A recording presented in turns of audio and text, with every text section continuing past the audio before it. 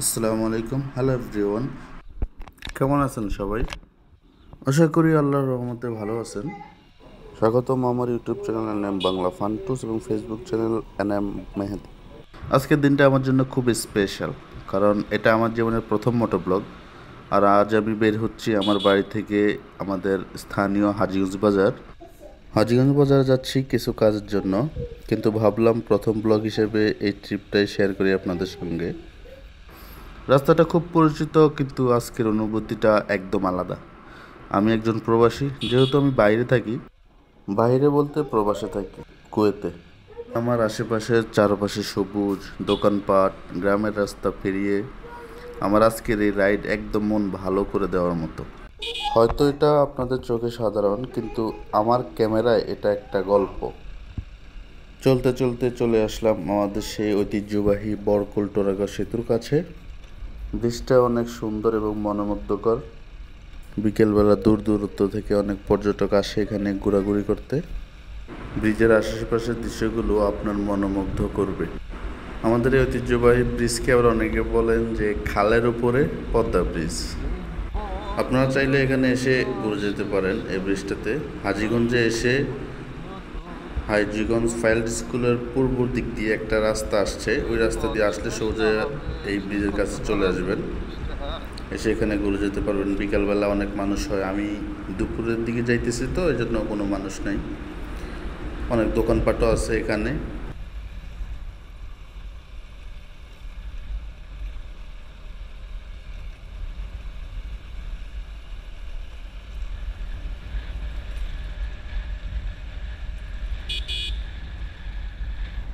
ব্রিজের শেষ প্রান্তে এসে গেছি।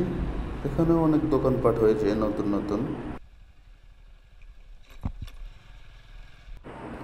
মেইন রাস্তায় উঠে সাই করে একটা টান দিয়ে চলে আসলাম হাজীগঞ্জ বাজারের কাছাকাছি। কিন্তু কি এখানে দেখতেছি অনেক জ্যাম।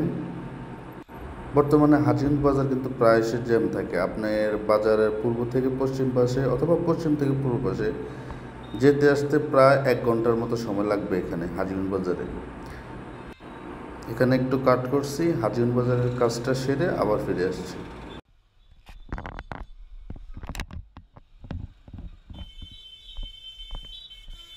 হাজীগঞ্জ বাজারে যে সকল কাজের জন্য আসা হয়েছিল সবগুলো কাজ আমার শেষ।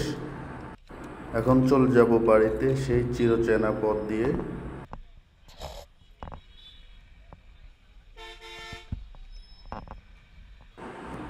পূর্ব দিক দিয়ে এই জ্যামটা সাধারণত পূর্ব দিকের ব্রিজ পর্যন্ত থাকে। শহরের কোলাহলটা স্কিপ করে চলেন আবার চলে যায় সে গ্রাম্য পরিবেশে। চলে আসলাম আমার বরকল গ্রামের ভিতরে। এই রাস্তাগুলো আমার শৈশবের অংশ। প্রতিটা মোড়, প্রতিটা দোকান, স্কুল, সব কিছুই একটা গল্প বলে। আজ বাইকে করে সেই গল্পগুলোর মধ্য দিয়ে যাচ্ছি। গ্রামের রাস্তায় বাইক চালানোর মজাটা আলাদা, আর এই যাত্রা তোমাদের সঙ্গে ভাগাভাগি করতে পেরে আমি ধন্য। এনএম মাহেদি সবসময় নিজের জায়গা, নিজের মানুষ আর নিজের গল্প নিয়ে হাজির থাকবে আপনাদের জন্য। ভিডিও আর বড় করতে চাচ্ছি না, আমিও বাড়ির কাছাকাছি চলে আসছি।